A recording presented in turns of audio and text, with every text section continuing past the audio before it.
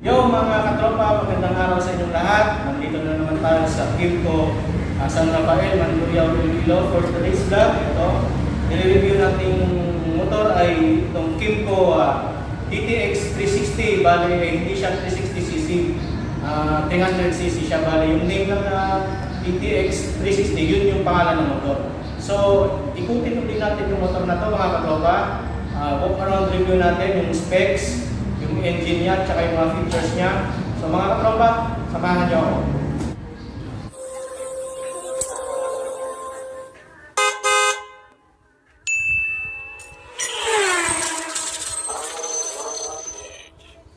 So mga katropa, umpisahan natin dito sa kanyang harapan. So nakikita nyo naman yung kanyang clear na visor. So stylistic siya mga katropa. Ayan. Tapos dito naman sa baba ng kanyang visor, meron siyang Kimco na logo. Naka-chrome. Tapos ito yung kanyang headlight. Full LED yung kanyang headlight. Tapos meron siya ditong daytime running light. So mapaaraw o mapagabi, ito yung umiilaw pag umaandar yung motor. So wala siyang on-off na kailangan mong patayin to kasi automatic headlight on din siya mga katropa. So itong part na to ay naka mesh type na matte plastic. So tapos pag tiningnan nyo ngayong kanyang harapan, parang ano siya, galit na galit. Tapos meron siyang kung mapapansin mo, meron siyang tuka dito kasi adventure scooter nga ito mga katropa.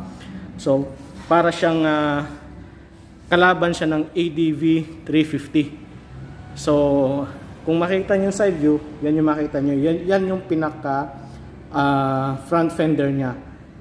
Tapos ito yung kanyang signal light, naka LED na rin siya mga katropa. So mga katropa, dito tayo sa kanyang front suspension. So meron siyang ordinary na suspension. Tapos with ABS yung kanyang brake. Yan mga katropa. Tapos pagdating sa kanyang mags and tire, yung sukat niya sa harapan ay 120/80 by 14 na dual sports na tire. So pang off-road din siya mga katropa. Pwede niyo siyang gamitin sa adventure, mapabundok man o mapapatag, pwede niyo siyang gamitin. Tapos na-notice ko mga katropa, etong kanyang front fender, mahaba yung nasa likuran niya. So parang hindi ka na magdadagdag ng accessories na maglagay dito para humaba yung fender para iwas talsik dito sa part na to kasi yung radiator na nandito sa harapan. Tapos manenotice mo dito sa kanyang harapan, putol siya.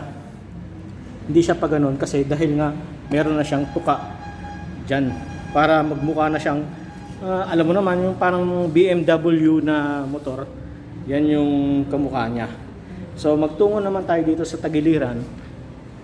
So mga katropa, dito syempre yung kanyang forma, meron na naman siyang ditong mesh type. Tapos syempre itong motor na to ay equipped with TCS or traction control system. So meaning ng traction control, pinipigilan niyang mag-skid yung likurang gulong para iwas ka mag-slide.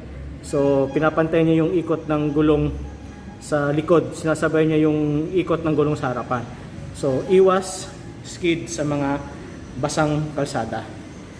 So dito naman sa kanyang part, meron siyang glossy na part, orange yung kulay kasi ng motor na to. Yan, kung makikita nyo, maganda tingnan sa tagiliran. Tapos halos full matte na yung part niya dito hanggang baba, 300cc na naka-emboss. Ayan. Tapos dito naka-matte din siya na gunmetal na color. Ito kasi matte black. Ayan. Tapos sa kanyang side part na yan is naka-gloss orange, glossy finish na orange siya mga tropa.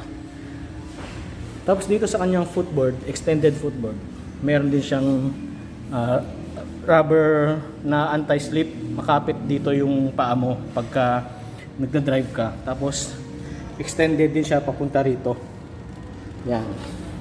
So meron siyang pahingahan ng paa kung magta-travel ka ng malayo. So ayun mga katropa, dito sa kanyang likurang bahagi, itong part na to ay naka-matte finish, tapos nilagyan lang siya ng orange na decal, tapos with sticker na DTX 360. So itong motor na to ay hindi po siya 360cc. Bali yung pangalan lang niya is DTX 360 pero 300cc siya. Kasi ito yung 360 na model mga katropa.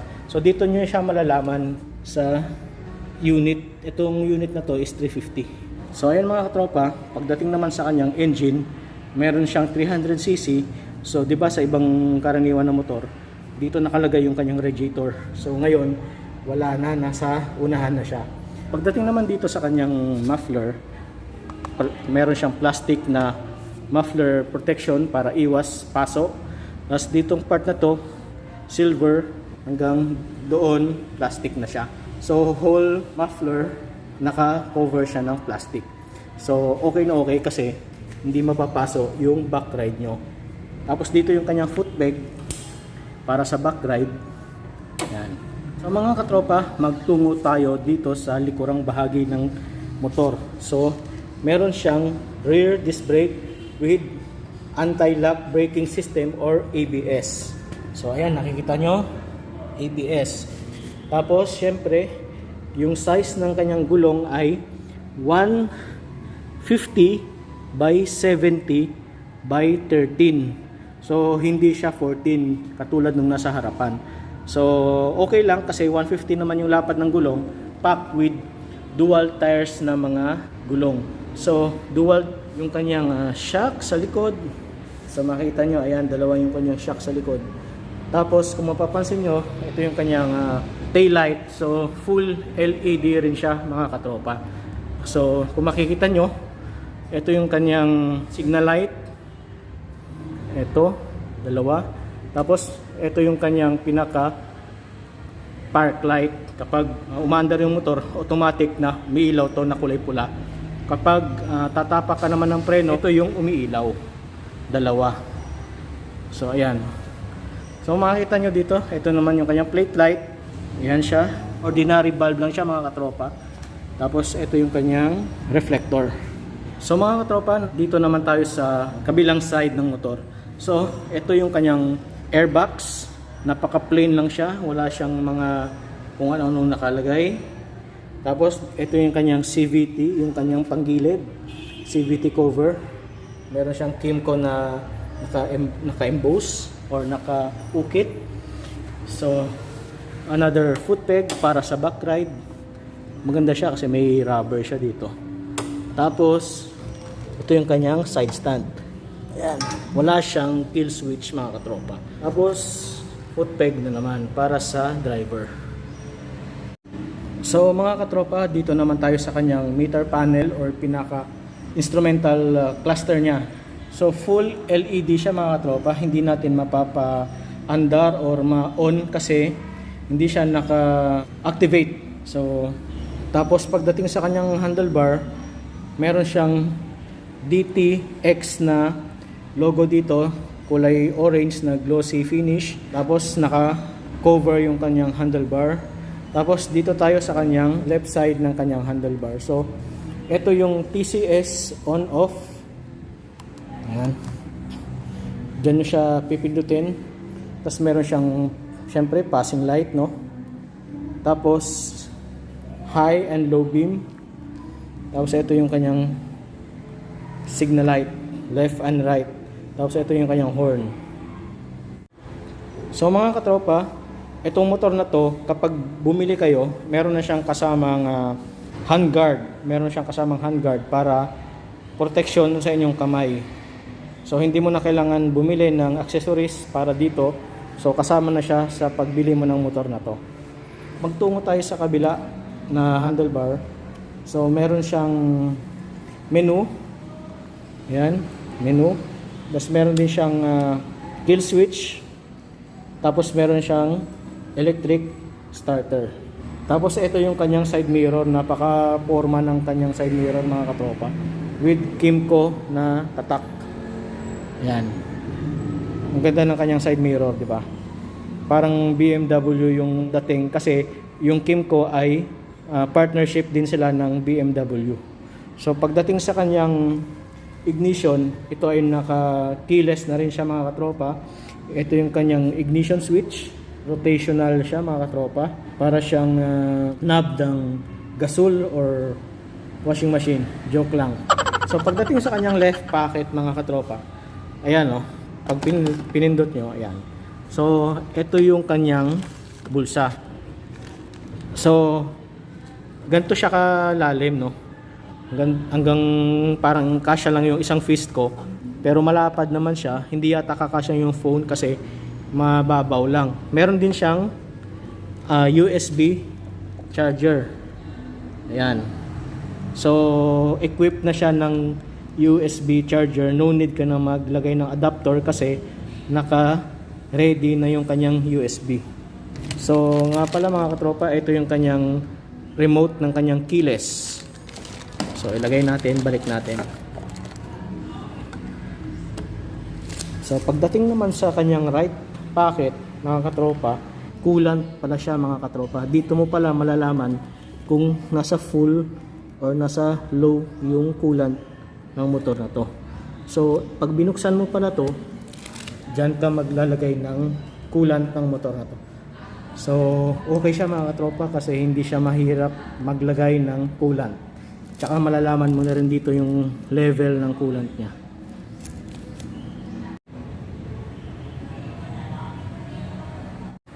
So mga katropa, magtungo tayo dito sa kanyang upuan. Ito ay naka-leather na rin. Combination siya ng gray and black. Yung combination ng leather ng kanyang upuan. Ayan. Meron siyang maliit na camel back dito sa upuan niya. Silipin naman natin mga katropa yung loob ng kanyang upuan. So ayun mga katropa, meron siyang built-in na hydraulic. So maganda yung design ng kanyang compartment kasi kasya daw dito yung regular na full face helmet. So kasya yung dalawa. So silipin natin, tanggalin muna natin yung loob. So ayan, makikita nyo mga katropa, ito yung lagayan ng helmet ng driver. So matatakpan siya kasi malalim yung butas ng upuan. So wala tayong helmet, hindi natin masusubukan kung ano yung plastada ng paglagay sa loob. So dito naman na part, kasya din dito yung helmet ng pasahero or yung back ride nyo. So ayan, malawak siya mga katropa. Meron siyang tools. Tapos ito yung kanyang vehicle information number. Diyan nyo ikukunin yung kapag nagrehistro kayo sa LTO. Tapos ito yung likuran niya ng upuan. So malalim din siya, nakaumbok. Kasi pag naglagay ng helmet dito, kasya-kasya siya. So kasya yung dalawang helmet mga katropa.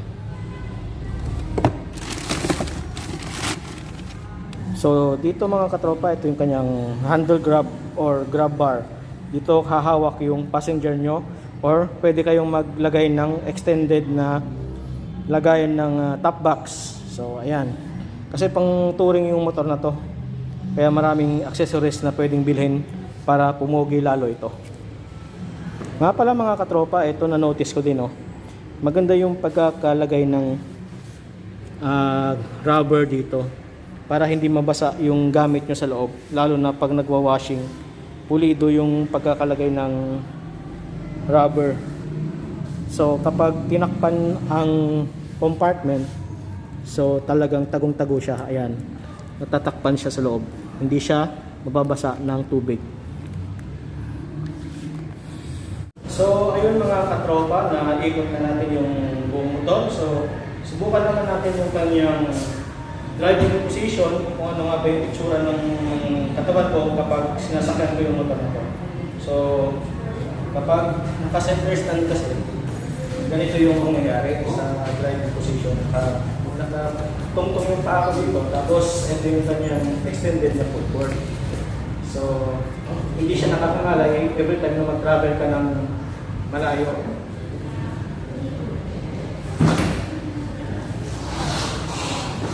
So mga katropa, ito yung itsura kapag nakalapat yung paa ko. So alin, medyo tiptoe ng konti pero yakang-yakan na. No? Ayan. Maganda yung suspension yan eh. So 5'6" yung height ko, ganyan yung itsura ng aking paa. So okay naman, kaya ko naman. Ewan ko lang sa inyo kung kaya nyo, pero sa akin, okay na okay. Perfect yung height ng motor nito para sa akin. So mga katropa, sa gustong mag-avail nitong Kymco DTX 360 na 300cc, so ito yung price niya, 245,000 yung Iloilo price niya. Tapos sa gustong mag-avail ng installment, 49,000 yung down payment, tapos 36 months, 10,352 pesos. So ito yung kanyang freebies. Meron siyang free 1-year registration, tapos TPL insurance, free helmet, tapos free gasoline. So ayun mga katropa. So gusto ko ring pasalamatan si Sir Wilmar Antonio dahil siya yung nag-assist sa atin para i-vlog yung motor na to. So kung gusto niyo siyang hanapin, dito lang siya sa San Antonio, Mandurriao, Iloilo City, dito sa MCOR. Kung gusto nyong puntahan agad, makikita nyo naman yan sa loob ng Smallville Complex. So hanggang sa muli mga katropa, huwag nating kalimutang mag-like, comment, share, and subscribe. Maraming salamat mga katropa. Enjoy, ride safe, and God bless.